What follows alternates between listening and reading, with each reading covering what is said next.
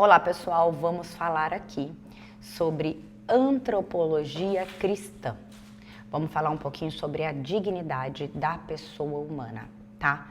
Nós temos uma definição, eu trago a primeira definição de Santo Tomás de Aquino, que é: o homem é uma unidade, é algo uno, substancial, uma substância, algo que subsiste entre corpo e alma, que foi criado por Deus e foi ordenado a um fim último, certo? Essa é a definição de Santo Tomás. O ser humano, ele de certa forma, ele tem uma essência, foi pensado por Deus e recebe um pedacinho de Deus, que é o ser. Quando ele recebe esse pedacinho de Deus, ele tem o ser na essência e entra na existência, no tempo, né?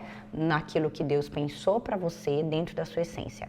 Essa essência é o centro da vida do homem e nós podemos evocar como um círculo, a vida do ser humano como um círculo. E o homem passa a vida toda se perfazendo, buscando a sua perfeição, que é o centro, a sua essência desse círculo, feito por Deus, até que ele volte inteiramente por Deus, dentro do tempo, existindo, porque Deus quis. Você poderia simplesmente ter uma essência e não existir. Deus deu um pedacinho dele, um ser dele, para você, para que você existisse no mundo e exercesse a sua vida buscando a sua perfeição, que é a sua essência, certo? O homem e a mulher são seres livres, seres inteligentes, tá?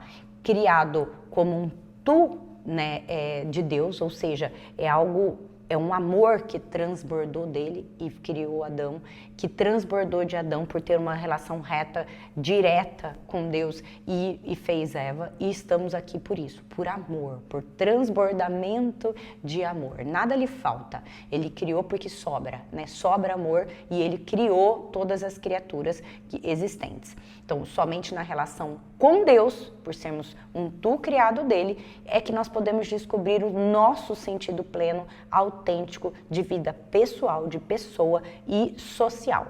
Todo ser humano é um ser sociável. É o ápice da criação e tem a tarefa de ordenar a criação segundo o desígnio de Deus, do Criador, né? Ele vai designar toda a natureza criada ao Criador. Quanto mais o ser humano é visto à luz do que Deus nos fez para ser, mais ele vive em comunhão com Deus, mais ele recebe potências, capacidades, portanto, e é libertado e consegue fazer esse caminho buscando a sua perfeição de uma maneira mais adequada, ordenada, mais feliz, tá? Temos a criação do mundo, né? Onde foi feita luz, firmamento, vegetações, árvores frutíferas, luzeiros, animais, peixes, aves, animais terrestres, domésticos e o homem e a mulher, a imagem de Deus, tá? Existe uma grande cadeia do ser. Todos os seres criados receberam um pedacinho, uma parcela do ser, em diferentes medidas, tá? Então, tudo na natureza tem um pedaço de Deus. Se a gente olha para a árvore, a gente vê um pedaço de Deus. Se a gente olha para o mar, a gente vê um pedaço de Deus. Tem um pouquinho, mas não tudo, né? Tem um pouquinho de Deus ali, mas não tudo. Por isso, olhar para a realidade, para a criação, nos gera espanto, quando estamos com o coração puro e aberto e enxergando a verdade, de fato, na realidade. Disso, nós podemos tirar duas conclusões: que existe uma gramática no mundo, existe algo que Deus está querendo nos dar e conversar com nós na realidade que vivemos, tá? Cada ser que existe, que recebeu um pedacinho de Deus, tem um verbo dentro dele que precisa ser lido por nós de maneira adequada. Tá? Isso é conhecer a verdade, é olhar para as coisas e conseguir nomear o verbo das coisas. Eu vou trazer um exemplo, todas as coisas criadas, por exemplo, a cadeira. A cadeira tem um verbo. Vocês conseguem pensar qual é o verbo, qual é o sentido da cadeira? O verbo da cadeira é sentar. Por que é importante saber isso, o verbo das coisas, entender essa gramática que existe no mundo? Porque à medida que nós conhecemos o verbo das coisas interior, o nome interior das coisas, nós podemos utilizar essas coisas na sua finalidade verdadeira. Se a gente usa a cadeira para subir nela e pegar alguma coisa no alto, é possível que a gente caia, porque a gente não está lendo corretamente qual é o verbo da cadeira, que é sentar. Baseado no conceito de grande cadeia do ser, nós temos também o que os seres criados, todos eles são considerados seres finitos, seres incompletos, seres imperfeitos, porque quando Deus deu um pedacinho, uma parcela dele para cada coisa, essa coisa só pode se tornar aquilo, é limitado em ser aquela essência e não pode ser um monte de outras essências. Eu só posso ser Mariane e não árvore, não cadeira, não um monte de outras coisas, tá? Então, dessa maneira eu consigo dizer que eu sou um ser finito, limitado, tá? Eu fui limitada com esse corpo pela minha essência. Santo Tomás, em nome então da justiça divina, diz que Deus teve que remediar, resolver esse problema. E ele criou uma segunda espécie, ele criou um tipo de perfeição própria, que é um remédio para que todas as criaturas, para unir esses fragmentos e pedacinhos de Deus espalhados na realidade, de volta para Deus, tá? Essa espécie que consegue receber todas as essências, os verbos internos de todas as coisas criadas e reunir tudo isso, recebe um nome, que é conhecimento. É a capacidade, essa capacidade de receber a essência de todas as coisas que existe, chama-se conhecimento. E está presente na nossa inteligência, ali na nossa alma espiritual. Então, o homem, ser humano, é o único que conduz todas as criaturas, tá, ao ser absoluto dentro da sua inteligência, através da capacidade de conhecimento, e glorifica então a Deus por isso, tá?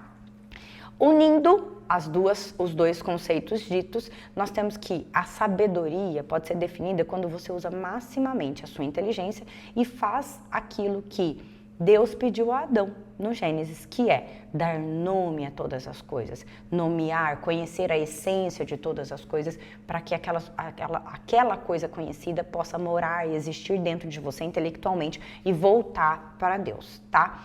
Aristóteles nos diz que a alma humana é, de certa forma, todas as coisas. Até aqui, vendo esse vídeo, você já consegue entender o que Aristóteles quis dizer com isso. Porque a alma humana, por ter a inteligência, carrega a essência de todas as coisas ali, pela capacidade do conhecimento, tá? O homem é uma unidade de corpo e alma. Tem vídeos aqui explicando essa unidade complexa que é o ser humano, a alma humana, conceitos sobre matéria e forma, tá? Alma espiritual, alma dita imortal, é o princípio de unidade do ser humano, aquilo pelo qual esse ser humano existe como um todo, é o que nos diferencia dos outros seres, tá? O corpo participa disso também, claro, existe uma relação de parte da nossa alma, potências da alma humana, com os órgãos do nosso corpo, com a corporeidade também. E é mediante essa corporeidade existente no homem que o homem pode então unificar, porque a gente precisa ver, então precisamos do olho que está no nosso corpo, os elementos do mundo material, mundo sensível, para que a gente coloque isso intelectualmente existindo dentro da gente, tá? É nesse mundo material que a gente exerce a nossa liberdade, certo? Do conhecimento. O homem tem, então, essas duas características, ser material e, por isso, está ligado ao mundo mediante o nosso corpo, ao mundo sensível, e ser espiritual, tendo uma abertura à transcendência, à verdade mais profunda, né? Devido à sua inteligência. O homem, então, dessa forma, é a ponte que conduz a terra ao céu, né? Existe essa abertura da transcendência, a graça age diretamente através da nossa inteligência, a nossa vontade se eleva acima de toda a criação, né? Somente nós temos uma vontade, de fato, um apetite intelectivo. A verdade conhece, a inteligência conhece a verdade, né? E tende a nossa vontade ao bem.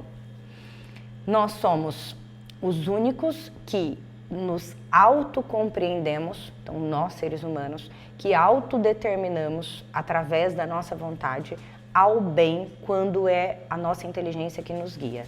Nós conseguimos ter consciência dos nossos próprios atos. Os animais agem de forma instintiva, nós não. Nós temos consciência, refletimos sobre os nossos atos.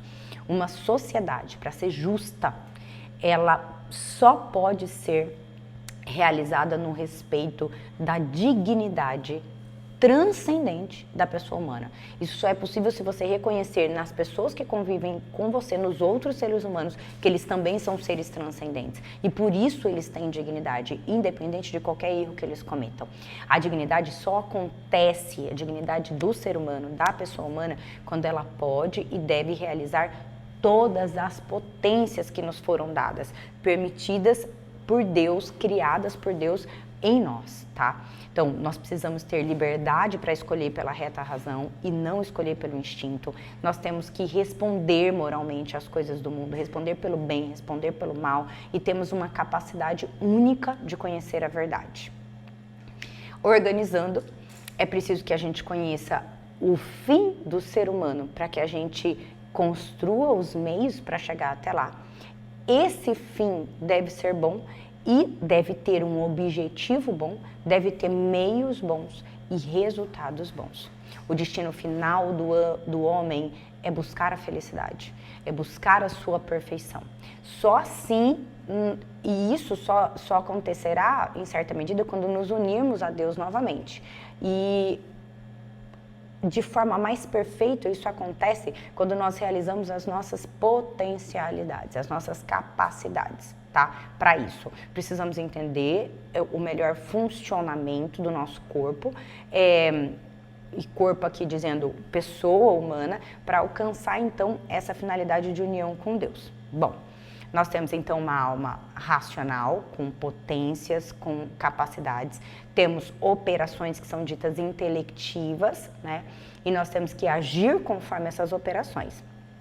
Temos potências que estão diretamente relacionadas ao corpo, potências orgânicas, que são os nossos sentidos externos, órgãos do sentido e senso comum, o filtro de tudo que entra em nós. Os sentidos internos, que é o sentido comum, a imaginação, a cogitativa e a memória. Temos apetites nessa alma sensitiva, que são os apetites concupiscíveis, o apetite concupiscível e o irascível, e temos um apetite intelectivo que está na nossa vontade. A vontade é o sim que você dá àquilo que é visto como bom, apresentado como bom pela inteligência. E a inteligência, ela age sobre tudo, sobre a realidade, a busca da verdade, sobre tudo que a imaginação captou do mundo sensível e apresenta para ela. As faculdades ditas inferiores, que pertencem a essa alma sensitiva, como nos animais, elas se relacionam então com o mundo imanente, tudo aquilo que está no tempo, no espaço, na matéria. As faculdades superiores, espirituais, elas se relacionam então com o mundo transcendente também. Elas relacionam com o mundo do sentido, do significado, do conceito, do valor, tá? A felicidade resulta do quê? Da realização humana, que consiste em discernir o que é bom, né? O que é verdadeiro, o que é uno, que está presente em todas as coisas da realidade, porque todas as coisas criadas receberam um ser de Deus. Essa unidade, essa verdade, esse bem é visto porque tem um pedacinho de Deus lá dentro de todas as coisas criadas, né? Esses são os transcendentais do ser, é o eco do verbo divino, né? No interior de toda a realidade, de todas as coisas, do universo. O erro no homem está onde? Está quando no ser humano surge aquilo que ele toma por bom e que na verdade não é bom, é mal, mas ele acha que é bom. É quando ele toma por falso aquilo que é verdadeiro, quando ele acha que é uno, aquilo que é diviso, aquilo que está ausente, por exemplo. E aí formam os juízos errados do homem. Como então, qual é o itinerário, né, para esse homem se aperfeiçoar adequadamente, para que ele tenha uma alma mais ordenada? É preciso que se aperfeiçoe as potências do ser humano, tem vários vídeos no canal sobre isso. É que essas potências, elas precisam ser perfectibilizadas para a aquisição das virtudes, fazer um caminho de formação de hábito e desenvolvimento da virtude. A alma, ela pode ser perfectível, então, quando ela adquire as virtudes, essa disposição estável. E essa virtude adquirida é a reconciliação do homem com ele próprio, tá? As virtudes desenvolvem e formam o caráter, um conjunto de modos de operar estável presente no ser humano destinado ao bem verdadeiro. E subordina, então, o intelecto à realidade, à verdade, e os afetos ao intelecto. Para formar esse caráter, nós precisamos o quê? Do desenvolvimento das virtudes éticas, morais, cardeais. E as virtudes, então, são esses atos operativos que demandam um movimento, mas que são estáveis e se fazem com a nossa ação no mundo, né? Com concretude, formam em nós uma segunda natureza. E é, de certa medida, em determinado momento da aquisição, né, não mais a virtude em si, uma violência contra si mesmo, porque a formação do hábito pede um esforço humano inicialmente, até que você chegue ao deleite desse esforço no processo de fazer o bem, que é a verdadeira estabilidade de uma potência que foi qualificada adequadamente. Nós temos as virtudes morais, cardeais, como disse, que é essa capacidade, essa forma excelente de lidar com algo. Esse algo pode ser a matéria presente no mundo sensível, pode ser eu mesmo, pode ser o outro e pode ser o tempo, tá? Cada virtude moral vai trabalhar com essa relação. A temperança, ela vai aperfeiçoar, então, o apetite concupiscível, né, entre aquele excesso e a falta do que é prazeroso. A fortaleza vai aperfeiçoar o apetite irascível, aquele que, frente a uma dificuldade, você precisa estar forte para conseguir superar e alcançar o que se deseja, que é o bem, será um bem verdadeiro para você. E real, né? Não relativizado. A justiça, ela é a virtude que aprimora a vontade. E a prudência aprimora, de certa medida, a intelecção e também a parte no apetite sensível, a vontade e os apetites sensíveis, tá? Então, ela age nas duas almas, vamos dizer, é uma alma só, mas para vocês entenderem aqui, na superior e na inferior, na parte intelectual e na parte moral em si. Ela aperfeiçoa a decisão. Bom, a temperança é uma forma de autodomínio. Ela é a forma excelente de lidar com a matéria, com a sua relação da matéria. Ela tem como finalidade orientar a reta razão, o intelecto, os apetites, os prazeres sensíveis, como a comida, a bebida, o sexo. Tem como vícios, então, opostos, né, a temperança, a gula e a luxúria. Quando você desenvolve a virtude da temperança, você traz consigo mesmo outras virtudes juntos. Isso acontece com todas, que é a mansidão, a modéstia, a humildade, a castidade, que é a virtude da pureza. Sempre uma virtude traz outras juntos, traz um ordenamento da alma para outras virtudes e outros hábitos bons. A gula, ela não é só comer mais, ela é comer desordenadamente, ela é comer seletivamente as comidas e ela é também comer em lugares determinados, eu só como em determinado restaurante, isso também é considerado gula, é importante que vocês saibam disso. A temperança, ela está presente ali no apetite concupiscível e ela vai gerar a falta... Não, acho que eu vou pular isso aqui. Peraí. Tá. Sigamos, então, para a próxima virtude, que é a fortaleza. A fortaleza, então, é aquela forma perfeita de lidar consigo mesmo. A temperança lida com a matéria, a fortaleza consigo mesmo. Ela vai aperfeiçoar o apetite dito irascível, né? E ela precisa de um centro, ela é baseada em um centro de valores inabaláveis, que traz uma unidade, uma resistência, uma segurança e uma coerência, tá? Então, só são fortes aquelas pessoas que são vulneráveis, porque é preciso atos de fortaleza para que você aperfeiçoe a virtude da fortaleza, né? Então, só as pessoas vulneráveis que vão se fortalecendo adquirem essa virtude. As ideias inabaláveis, elas podem ser conquistadas como, né? Para que você tenha motivações para ultrapassar as dificuldades da vida. Na prática da religião, né, onde você vai meditando sobre coisas que vão realmente mexer e fortalecer o seu coração. A fortaleza é o que gera aquele pensar, o fazer e aperfeiçoa sempre a ação que você faz. O homem forte, com a virtude da fortaleza é o homem que se ocupa e ele não se preocupa. Ele se preocupa pouco, né? Ele se ocupa mais. Existem algumas atitudes que podem fortalecer e favorecer o desenvolvimento da virtude da fortaleza, que é você aprender a sofrer, olhar de frente para o sofrimento, ter sempre metas. Em todas as coisas da sua vida ao redor tenham metas, porque você vai ter que vencer dificuldades para alcançar as metas. Ter um plano de vida, fazer renúncias pessoais, mesmo que pequenas, né? No dia a dia, né? Levantar para pegar algo e sempre lembrar que você quer fortalecer, que você quer desenvolver a virtude da fortaleza. Então você está fazendo algo que você necessariamente poderia fazer diferente de uma forma mais facilitada. E um exercício prático e que todos devemos fazer é não reclamar. Seguindo para a terceira virtude cardeal, falaremos sobre a justiça. E a justiça é a forma perfeita de você lidar com o outro. A justiça é a virtude que aperfeiçoa a nossa potência da vontade, tá? É fazer o bem porque ele é o bem, tá? E você se sente bem fazendo bem também.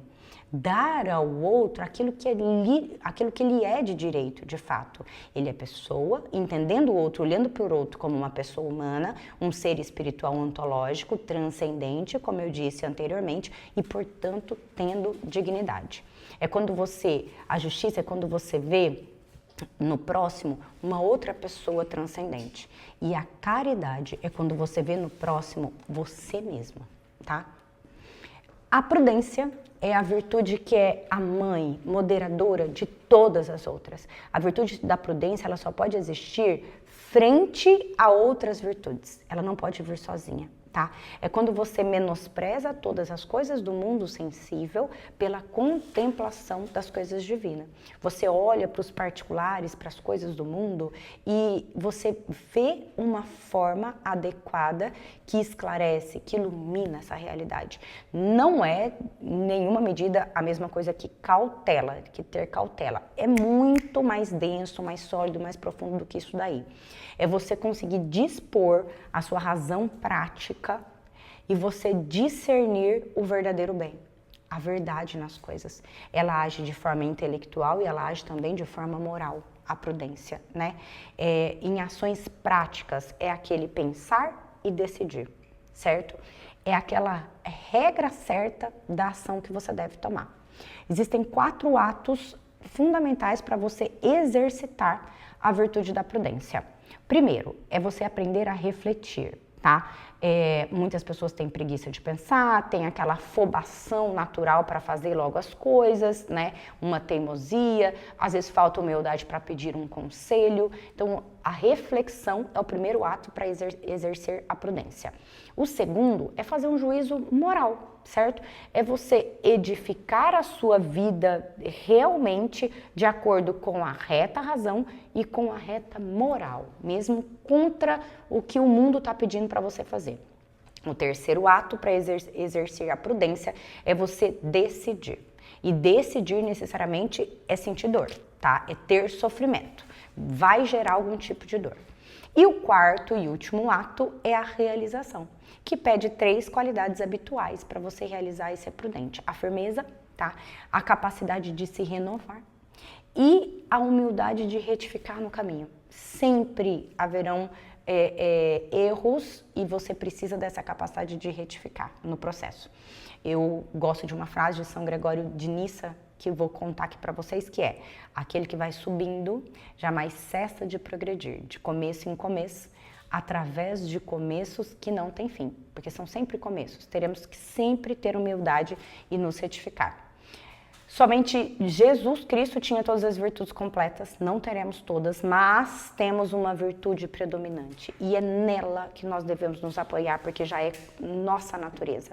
Sendo nossa natureza, vai ser mais fácil de adquirirmos e ela puxa e faz crescer todas as outras, tá? Construa a sua vida dentro da sua virtude que é qualificada. Bom, a dignidade do homem ele, em certa medida, resumindo, uma criatura que é feita à imagem e semelhança de Deus, que tem liberdade para escolher com reta razão e não de forma instintiva como os animais, que responde moralmente ao mundo e às pessoas pelo bem e pelo mal e que tem a capacidade de conhecer a verdade. Eu finalizo com a frase de Píndaro: torna-te quem tu és, aprendendo quem és. Até o próximo vídeo.